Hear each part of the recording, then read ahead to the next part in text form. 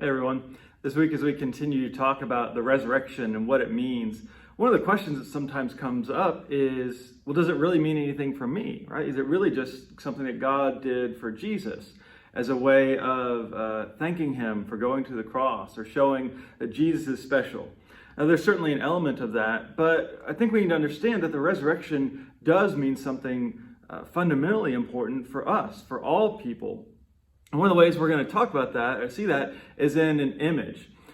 So this is called the icon of the resurrection, or anastasis, the Greek word for resurrection.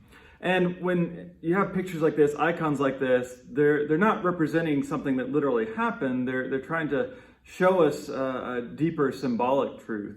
And so obviously you probably recognize Jesus there, standing in the center. He's raised to new life.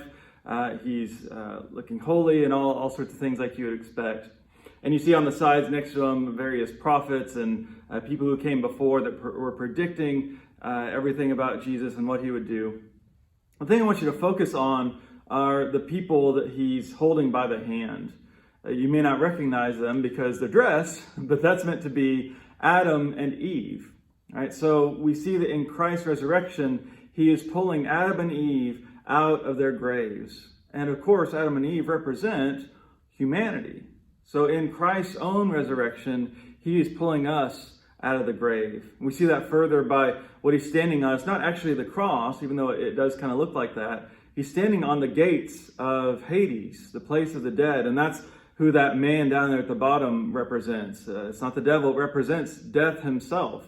And so this is an image that the church has used for centuries to understand, to help us understand that when Christ was raised from the dead, he wasn't just raising himself, he was raising us up.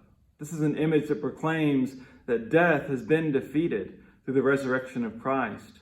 And so we no longer have to fear death. Death no longer has power over it. Death is an enemy, and Christ has defeated it. As Jesus himself says, he has the keys of death and Hades. So what do you think he's going to do with them? He went down into the place of the dead so that we could be saved from death. And so all of us, all humanity can feel the effects of this. As Paul says in Romans 5, just as one man's trespass, Adam, led to condemnation for all, so one man's act of righteousness leads to justification and life for all.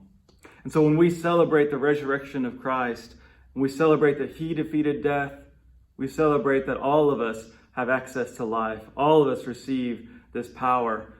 None of us fear the power of death anymore because of what God did through Christ.